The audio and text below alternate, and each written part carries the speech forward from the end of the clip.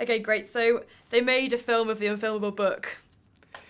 Yeah, I was just saying, I mean, I didn't really see it as unfilmable because, well, Harvey Weinstein bought it back in 1998, just after it came out. You know, he knows a wee bit about making films, so I thought, well, if he thinks it's going to work out, great. Unfortunately, it didn't because the European company he set up, it was going to be his first European film, or one of his first European films, and they had a kind of dispute, you know, an internal dispute, and they split up and back into two companies, and there was a dispute about who owned the rights to it after that. So basically, I had to wait for 5 years until that was resolved, and it kind of came back to me. So it was like 5 years of limbo, really, which kind of was, you know, it was quite a bit of a shame because they had really good ideas about how it would be done. And then I had a couple of really good British producers who were working with it, and they'd done great stuff. But the directors they got some really good directors interested, but everyone wanted to do their own screenplay, and the writing just wasn't up to scratch. It wasn't going to get the finance levels. It wasn't going to attract the acting talent. So then John came on board, and you know, his screenplay that he did was brilliant, and I just thought, when I read it, I thought, this is great. He's captured the spirit of the book, and he's done this really fantastic dynamic screenplay, you know, and you know, we really believed in the screenplay, so we went out and went out to Hollywood. We kind of we've got the same we've got the same agency out there at CAA, so we did a lot of packaging through them. Spoke to a lot of actors, spoke to sales agents, got an American sales agent on board, did a lot of pre-sales on the basis of the script, which gave us a lot of confidence that it would get made. And then we got James involved, and that was another kind of game changer. So yeah, it just all kind of sort of when John got involved in it, it really changed the whole direction of it.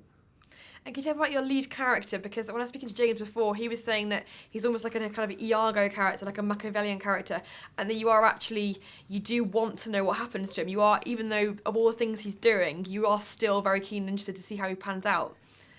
Yeah, I mean, I think it's been that, you know, at first I thought, you know, it was like it's a kind of guys movie, a kind of men at work kind of thing, and all that sort of stuff, and the canteen culture and all that. And then it seemed to me, you know, the feedback we're getting from women was fantastic, and I realised it's not really, it's kind of more a women's movie, because it's like every woman's gone out with a total bastard at one time, you know, and that it's almost like this kind of women's revenge fantasy. That's what you want your ex-boyfriend to be like, to never get over, you know, to never get over you, or never get past you. So there's that kind of thing that you know, it really seems to resonate much more with women than men. So it's got these kind of elements to it, and it's like a kind of it's a kind of twisted fairy tale. It's about a guy who's lost love and who's looking for it again, but he's looking for it in all the wrong places, and he's looking for it in all the wrong ways. But I think there's always a sort of, even right to the end, you know, there's always a kind of phantom hopefulness in it, you know, with his relationship with Mary, you know, and and her young kid. He's like, he's in the dark, but he's kind of groping for the light switch. And I think as long as any character's trying, you know, you're still invested in them, even if they're completely beyond the pale, they've gone off. You can see where he's come from.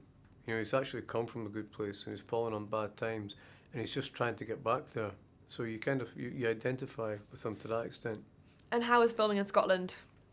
It's always great. Everything's great in Scotland, like, you know. So you kind of, you know, it's great to film there. It's great to be there, and you know, I kind of it's home for me, and I love getting back home and seeing kind of family and friends and all that. So yeah, it's brilliant. I mean, it's the filming was fantastic, and yeah, I mean, it's I think it's important. I mean, sometimes you have to film all over the place as well. You know, we had to film here in England, we had to film in Belgium, we had to do post production in Sweden, did a bit in Hamburg in Germany, and so you've got to, for money, you've got to move around. But the fact that the bulk of it was done in Scotland is great, and it kind of comes across. It feels kind of quite Scottish. And is there one thing that you always do when you go back to Scotland? Yeah, I mean, one thing I do is always have a kind of a haggis burrito from Los Cardos in Leith Walk. Like, that's my first thing.